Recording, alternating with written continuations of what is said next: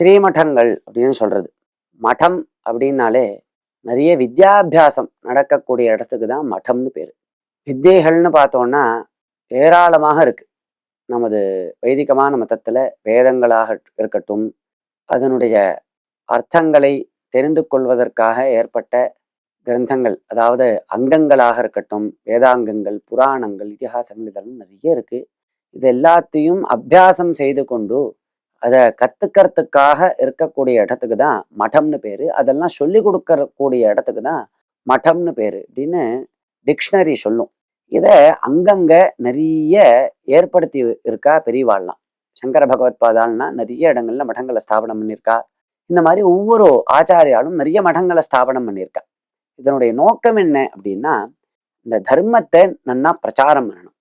யாராவது ஒருத்தருக்கு தர்மத்துல ஏதாவது ஒரு சந்தேகம் வந்தது அப்படின்னா, இப்ப எப்படி நம்மளுக்கு ஒரு சந்தேகம் வந்ததுன்னா கூகுள்ல டைப் பண்ணி உடனே அந்த சந்தேகத்தை கிளியர் பண்ணிக்கிறதுக்கு முயற்சி பண்றோமோ, அந்த மாதிரி நமது ஒரு கலாச்சாரத்துல ஒரு சந்தேகம் வந்தது, ஒரு கேள்வி வருது, சடங்குகள்லையோ இல்ல சம்பிரதாயத்திலேயோ அல்லது ஒரு தத்துவத்திலேயோ பிலாசபிலேயோ கேள்வி வருது, எப்படி அதை கிளியர் பண்ணிக்கிறதுன்னா உடனே மட்டத்துக்கு போய் அங்க இருக்கக்கூடிய ஆச்சாரியாள்கிட்ட இருந்து கேட்டு தெரிஞ்சுக்கணும்.